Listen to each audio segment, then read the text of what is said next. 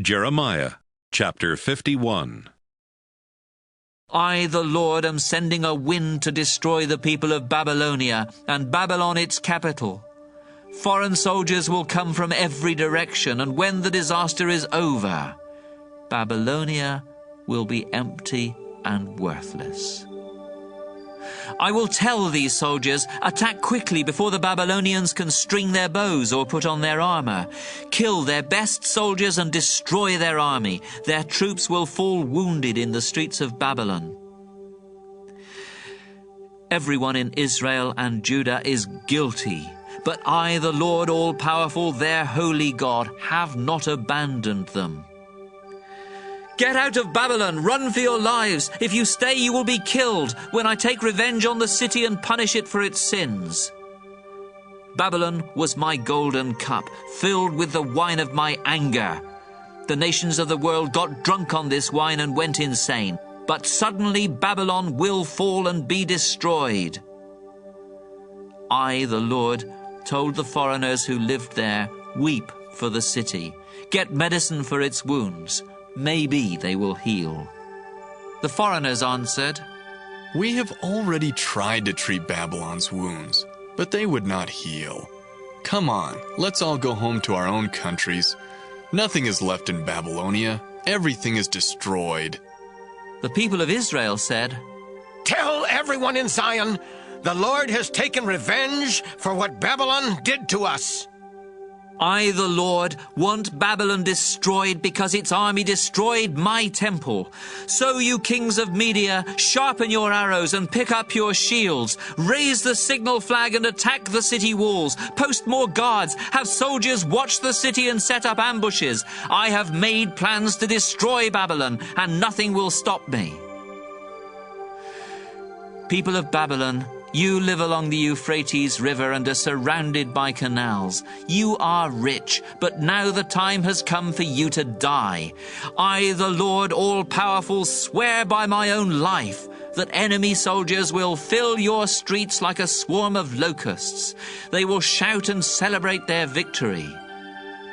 God used his wisdom and power to create the earth and spread out the heavens.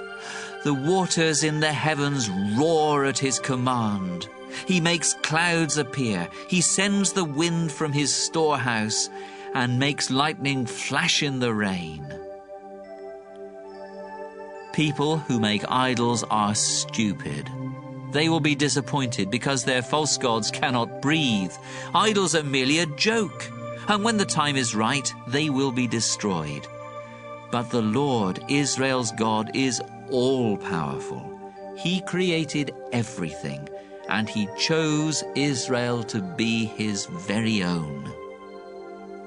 The Lord said, Babylonia, you were my hammer. I used you to pound nations and break kingdoms, to shatter cavalry and chariots, as well as men and women, young and old, shepherds and their flocks, farmers and their oxen, and governors and leaders. But now my people will watch while I repay you for what you did to Zion. You destroyed the nations and seem strong as a mountain, but I am your enemy. I might even grab you and roll you off a cliff. When I'm finished, you'll only be a pile of scorched bricks. Your stone blocks won't be reused for cornerstones or foundations, and I promise that forever you will be a desert. I, the Lord, have spoken. Signal the nations to get ready for attack. Raise a flag and blow a trumpet. Send for the armies of Ararat, Minni, and Ashkenaz. Choose a commander. Let the cavalry attack like a swarm of locusts. Tell the kings and governors, the leaders and the people of the kingdoms of the Medes to prepare for war. The earth twists and turns in torment, because I have decided to make Babylonia a desert where no one can live, and I won't change my mind. The Babylonian soldiers have lost their strength and courage. They stay in their fortresses unable to fight, while the enemy breaks through the city gates, then sets their homes on fire. One messenger after another announces to the king, Babylon has been captured. The enemy now controls the river crossings. The marshes are on fire. Your army is panicked. I am the Lord all-powerful, the God of Israel, and I make this promise. Soon Babylon will be leveled and packed down like a threshing place at harvest time. The people of Jerusalem say, King Nebuchadnezzar made us panic.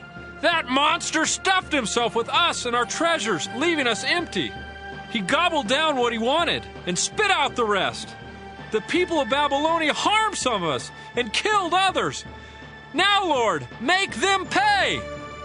My people, I am on your side, and I will take revenge on Babylon. I will cut off its water supply, and its stream will dry up.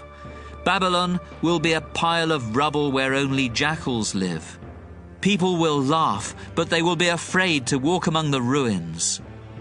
The Babylonians roar and growl like young lions, and since they are hungry, I will give them a banquet. They will celebrate, get drunk, then fall asleep, never to wake up. I will lead them away to die like sheep, lambs, and goats being led to the butcher. All nations now praise Babylon, but when it is captured, those same nations will be horrified. Babylon's enemies will rise like ocean waves and flood the city. Horrible destruction will strike the nearby towns. The land will become a barren desert where no one can live or even travel. I will punish Marduk, the god of Babylon, and make him vomit up everything he gobbled down. Then nations will no longer bring him gifts, and Babylon's walls will crumble. Get out of Babylon, my people, and run for your lives before I strike the city in my anger. Don't be afraid or lose hope. Though year after year there are rumors of leaders fighting for control in the city of Babylon, the time will come when I will punish Babylon's false gods. Everyone there will die, and the whole nation will be disgraced when an army attacks from the north and brings destruction. Then the earth and the heavens and everything in them will celebrate. Babylon must be overthrown, because it slaughtered the people of Israel and of many other nations. My people, you escaped death when Jerusalem fell. Now you live far from home, but you should trust me and think about Jerusalem.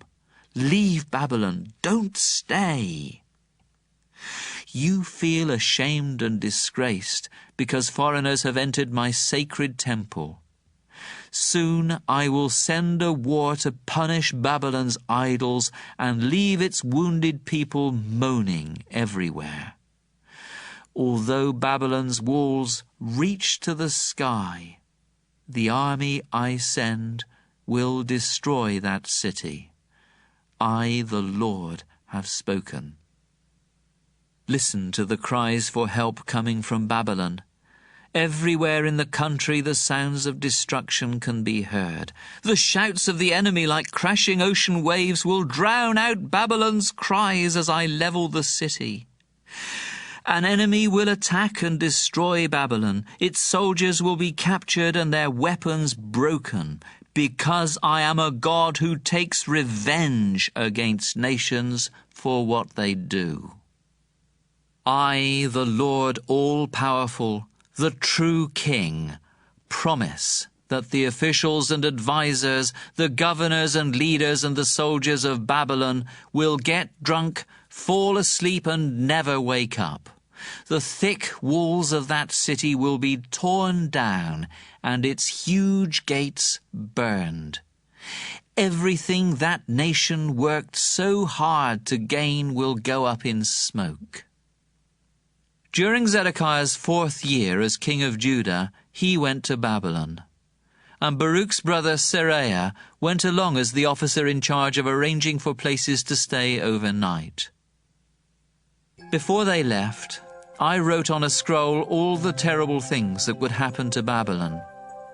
I gave the scroll to Seraiah and said, "When you get to Babylon, read this scroll aloud, then pray, 'Our Lord, You promised to destroy this place and make it into a desert where no people or animals will ever live.